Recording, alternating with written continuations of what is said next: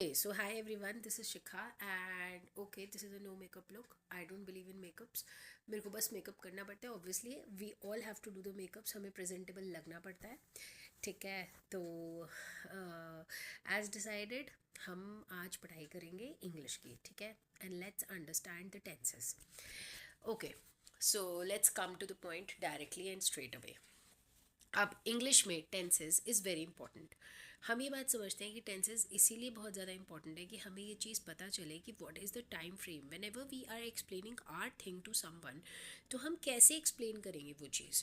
So for that we need a communication. For that communication there is always a time frame in it. Like for example you are explaining that I am doing this particular work और I was doing that particular work. Understand. तो जब भी हम tenses समझते हैं और tenses पढ़ते हैं, आपने देखा होगा कभी भी आपको बचपन में भी आपके टीचर्स ने, आपके पेरेंट्स ने, किसी ने भी आपको टेंसेस पढ़ाएंगे तो एक लाइन ड्रॉ करी होगी where in the time frame had been mentioned. Right, ऐसे ही पढ़ते हैं हम टेंसेस को. बट आज हम ना एक छोटा सा, जैसे मैथ्स में हमारे फॉर्मूलेज होते हैं, राइट, ऐसे इंग्लिश में भी ना हमारे फॉर्मूलेज होते हैं. हम इंग्लिश को भी फॉर्मूले के हिसाब से चलते हैं. एंड ट्रस्ट ऑन मी, आप ये फॉर्मूला याद कर लो. ठीक है, एंड जब आप ये फॉर्मूला याद कर लोगे ना, एंड तो आपको कभी भी कोई प्रॉब्लम नहीं होगी टेंसेस याद करने में या करने में. राइट, अब हम एक चीज़ समझते हैं कि से फॉर एग्जाम्पल अगर हम सेंटेंस के स्ट्रक्चर की बात करें तो सेंटेंस का स्ट्रक्चर होता है subject plus verb plus object. Right, अब हम प्रेजेंट टेंस की बात करें तो हमारा वर्ब की first form with S and E S आती है. अब यहाँ पर हमने एस और ई एस क्यों करा? बहुत बहुत नॉर्मल सा क्वेश्चन है कि हमने यहाँ पर एस और ई एस क्यों करा. Because there are some regular and irregular verbs. ठीक है, कुछ वर्ब्स के साथ आपका सिंपल एस आएगा मगर कुछ वर्ब के साथ आपका ई एस आएगा. इसीलिए हम एस और ई एस. तो अगर हम सिंपल प्रेजेंट टेंस की बात करें, मतलब whatever you are doing right now, इसमें आपका हैबिट भी इंक्लूड हो जाएगा, जो आप ये डेली रूटीन में कर रहे हो वो भी इंक्लूड हो जाएगा, और इसमें आपके यूनिवर्सल ट्रूथ भी इंक्लूड हो जाएंगे.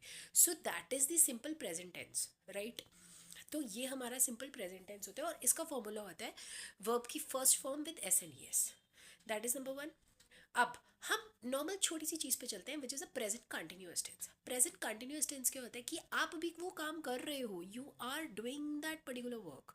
राइट, तो उसमें हमारा सेंटेंस का स्ट्रक्चर क्या था? Subject plus verb plus object. Right, अब इसमें हमारी आ जाएगी हेल्पिंग वर्ब. हमारा सिंपल प्रेजेंट में क्या था? वर्ब की फर्स्ट फॉर्म प्लस एस और S.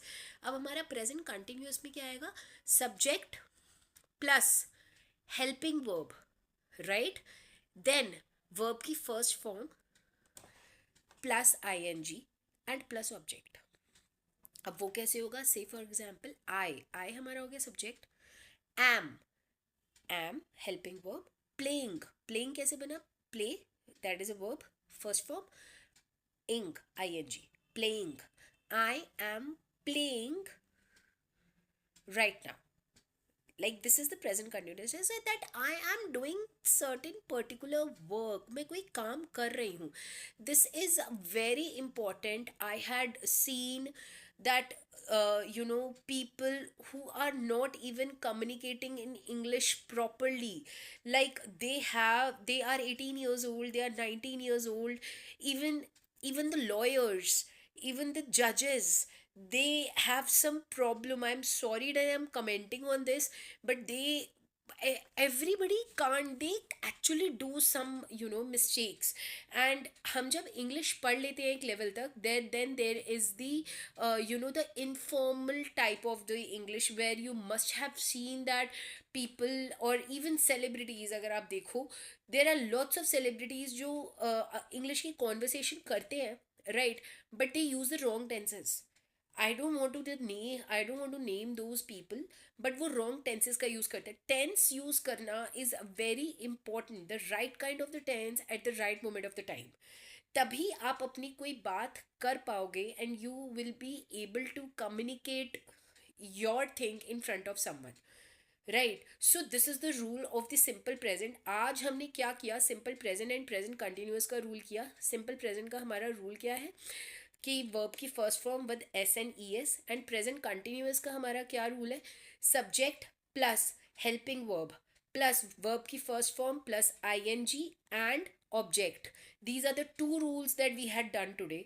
So I really request you to kindly, और ये छोटे बच्चों के लिए भी है, जो शायद थर्ड क्लास में बच्चा पढ़ता है उसके लिए भी है, और जो शायद ट्वेल्थ क्लास में बच्चा पढ़ता है उसके लिए भी है, और जो लोग बड़े हैं, maybe there are house wifes, there are kids who are preparing for the CUET, and the people who are preparing for any of the subject or any of the things, interviews maybe. ठीक है, so these are the tenses. Next I will tell you that how to prepare for CUET, and then उसके बाद will continue the tenses की videos आपके पास आती रहेंगी, ठीक है। उसके बाद अब बिकॉज CUET के forms are out, right, I will tell you how many sections are there in the CUET के लिए। अगर हमने इंग्लिश प्रिपेयर करनी है तो हमने कैसे करनी है, अगर हमने लॉजिकल रीजनिंग करनी है, LR करनी है, तो LR हम कैसे प्रिपेयर करेंगे, how we can prepare for LR। So these are the things that I will tell you, and there are always a trick. LR तो it's very easy, English is also very easy, mathematics आपको सिर्फ 10th level तक की देखनी है। All दो CUT में बोला जाता है लाइक अगर आपने BCom ऑनर्स या if you want to opt for BSc honours या समथिंग, उसके लिए आपको मैथ्स का होना इट्स इम्पॉर्टेंट। बट अगर आपने यही वाले कोर्सेज करने हैं तो, और उसमें अगर आप CUT में मैथ्स देख रहे हो तो मैथ्स आपकी सिर्फ अप टू 10th लेवल तक की होती है, because CUT is cracking the whole, every one is cracking CUT, right. So उसमें जो भी आपका एग्ज़ाम आता है ना, उसमें मैथ्स बहुत बेसिक लेवल की होती है, ज़्यादा नहीं होती, right. So I will tell you how to crack CUT, how to crack CAT, ठीक है, कैट का भी एग्जाम आने वाला है। तो I will tell you what is the strategy that you can opt for, कि आप कैट को कैसे क्रैक करो सो दैट आपकी 95+ परसेंटाइल कैट में आ जाए, ठीक है। एंड CUT में you will get the top notch colleges of north campus and everything. So just stay tuned and God bless you. तो हमने आज क्या किया, just a quick recap. We had done the sentence structure. English का sentence structure क्या होता है, subject plus verb plus object, simple present tense करा which is the first form of the verb with S and ES, and then we had done the present continuous tense. What is the rule of the present continuous tense, subject plus verb की helping verb plus verb की first form plus ING and plus object. Okay, bye, take care, see you.